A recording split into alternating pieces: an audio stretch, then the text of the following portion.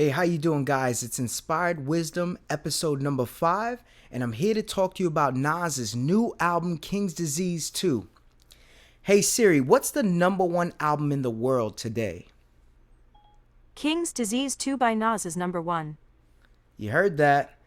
Alright, so this is Nas's second album in 2 years, and he's no stranger to doing that. He won a Grammy with King's Disease 1, which Hit Boy did with him as well. And it's really helping him hold on to the crown of New York. But I gotta say, he's sharing it with Jadakiss from The Lox after catching bodies and going Mamba style on Dipset. Excellent job. Really entertaining stuff. I'm gonna say something that Nas said from Mastermind on Godson's album in 2002, where he says, "This King of New York-ish only lasts 15 minutes. Every N-word got burned, but it's what you did with it." So he's trying to say it doesn't last holding this crown, but we got to make the best of it while you have that power.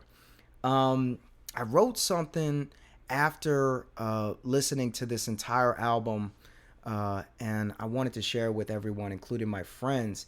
Those in Nas's same class and caliber alive today consist of people like Busta Rhymes, Method Man, Eminem, Jadakiss, and of course Jay-Z. And right now, I feel like the top three would be Jay-Z, of course, Jadakiss, especially after that performance, and Nas, right? Of course. They all have the streets in their blood and all spit fire. Jada runs the streets, Jay-Z has the flow and the business swag, but Nas holds that ancient wisdom that separates him from everybody else. But in the words of the ill one, we all kings. So what Nas is saying, that we could share this kingdom, right? There's transfer of power all the time. You know, somebody's going to be king one summer, there's going to be another king in a few months. And that's awesome, you know. It shows that Nas is still competitive. However, he's willing to let things go and let people share the spotlight. So in this album, I see all different versions of Nas. You see the nasty Nas from the early 90s, Nas Escobar, with that swag that he came with. You see the Braveheart, William Wallace Nas of the Stillmatic Godson era. You see the Streets Disciple, Life is Good Nas, dealing with relationship issues but still lyrical about it. And I gotta say that Hit Boy really brings Nas to another level. He's the best producer for Nas, hands down. Hands down, the best producer, best duo that Nas has had. And we can't say that Nas is not good at picking beats anymore because of Hit Boy. I think Hit Boy puts him in a focus, and he's bringing him to a level where he's never been. This is Super Saiyan Nas. This is Epic Nas, Paladin Nas, and what I'm going to call him is Mansa Nas, right? Mansa meaning emperor or king in the ancient West African kingdoms.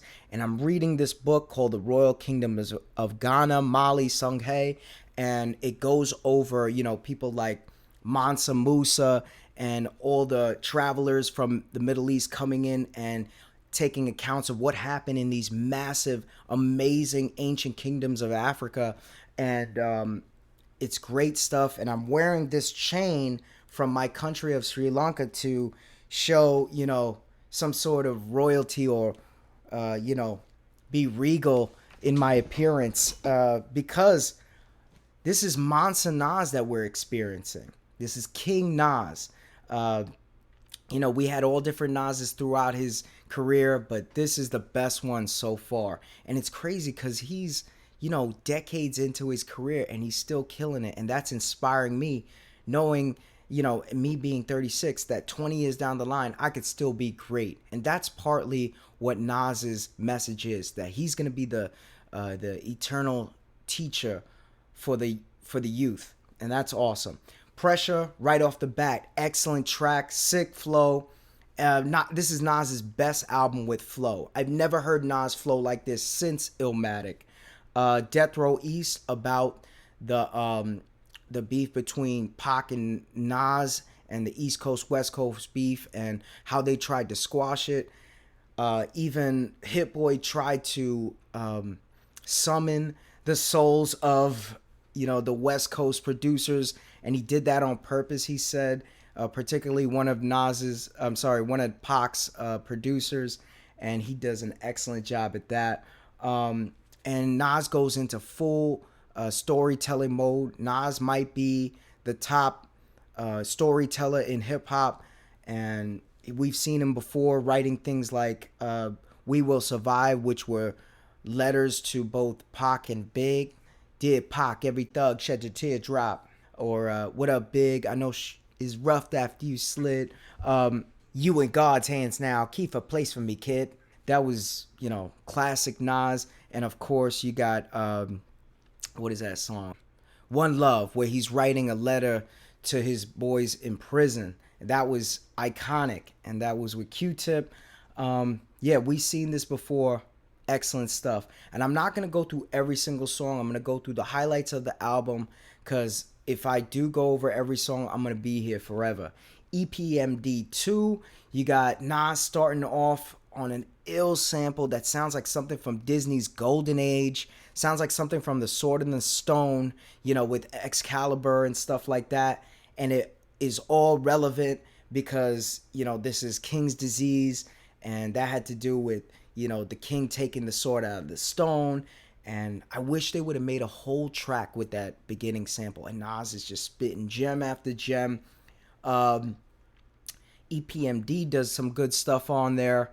And then we got a collabo with Eminem, a long-awaited collabo. I thought we were going to get one with him in 2002 with Carry the Cross, which Eminem produced, but we didn't get it. And he doesn't, disappoint, meaning Eminem, but there was one point where I feel like he was dragging it a little too long. Eminem is a real big rhythm spitter, and he uses all different types of rhythms. Some people call it flow. I call him a rhythm type of spitter because he's more like a drummer when he raps, right? But in this particular part at the end, when he goes da da da da da da da da da da da da, he holds it for way too long. It's like a rhythm player on guitar that's holding a rhythm way too long, and they're like changing into a different part of the song, or a drummer that's keeping up with a fill that's not necessarily doing what the rhythm player is doing, and it just goes on for way too long. But I still like the track.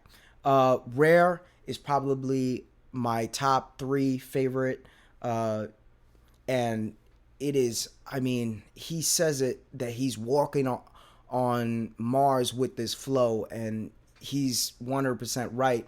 One of the first lines is, "They want me back in my ways, chip tooth and a fade." I'm definitely one of those dudes that wants to hear Nas back in his, glory days, where he was in Illmatic, or the William Wallace Nas of Stillmatic. Studying Big, studying Nietzsche. You gotta call a chopper to reach me, homie. I don't need a jeweler to freeze me. Ice in my veins, I make it look easy. I'm studying Nietzsche right here, beyond good and evil. And man, what are the greatest minds of all time? And you get 3 different types of Nas on this song. You get the nasty Nas, you get Nas Esco, and you get Monster Nas on that one. Excellent track, great single for this album. Set the tone right from the start. YKTV, you know the vibes. You got 2 young rappers on here. I forgot their names, but they're pretty big with the younger generations. And this is Nas being Big Brother Nas, where he's trying to embrace the young generation and bring them together, meshing the old with the new. He says things like, imagine Lil Uzi on a Primo beat, imagine Nas on a Migo beat. He's saying, yo, let's bring this together. This is hip hop. This is what it's all about. Yeah, it's about competition, but it's about, showing the younger generation the way, showing love to those who came before, carrying on tradition. He made a song about that before. Storm Run is another one where it's like part 2 of Big Brother Nas. Tech's in the dresser, money off tech, pushing a Tesla, rolled up a fresh one. It's one IPO to the next one. He's making reference to his song Represent, pulling the tech out the dresser. Police got me under pressure. I love that. And this is him meshing the old with the new. And we even had that reference of a tech on the dresser from Takeover, where he says, "Then I heard your album about a tech on a dresser," and we all know where that went. Yeah, excellent song where we hear at middle to the end of the song where you kind of understand where Nas is going with this title, Store Run. He's talking to the younger generation. Yo, go to the store. I'm giving you some responsibility. What do you mean I got to go to the store? I own the store. He's been here. He's done everything you guys have done. Listen a little bit. He's giving you responsibility to follow tradition. Excellent song. Moments really brought me back. And, I was like, wow, almost every part of my life, I've had a Nas album to kind of be the soundtrack to that era of my life. That era when I was a little kid, I had Illmatic. That era when I was in middle school, I had It Was Written in I Am. And then, high school, I had Stillmatic and Godson. Godson a little bit in college too, and it just kept going and going. And now around the time I'm getting married, which is one of the greatest times in my life, I'm having one of his greatest albums, and it's just amazing. Nobody, the long-awaited reunion collabo with Lauryn Hill. Nas created this great concept about being nobody and just being in a place where nobody could recognize him, and having that peace, which is one of the drawbacks to being in the music business. And he says in the middle of his verse, the concept of this song is rather esoteric, which means only a few people are really going to understand the meaning of this song. I guess he's referring to the people who experience, being, in public, and the spotlight and cameras always being on him. But Lauryn Hill follows suit, and this is going to show people like how you really write a song around a concept and how features are supposed to be. She writes a gem and talks about how the industry's been wanting her back, and trying to ask for where are you. Meanwhile, she's handling her business, her life, her family, and saving people. And life's not all about her economic situation. It's more about her life. And she does economically, she's good, especially with the Fugees releases and her solo albums. So No Phony Love, excellent track. Sounds like something straight out of the 90s, but with a little bit of modern flair. Charlie Wilson returns from the first album where he did a classic track with him called Car 85, and they sing the chorus together, No Phony Love, and Nas kind of hits a note in key with Charlie Wilson, so it sounds so good. And Nas drops some bars on there. Composure, back to back with Hit Boy spitting verses, and they're spitting some autobiographical, philosophical type of stuff. Ending off with Shakin Senghor, who's a inspirational speaker and author, and it all makes sense. Excellent stuff. My Bible is probably my favorite.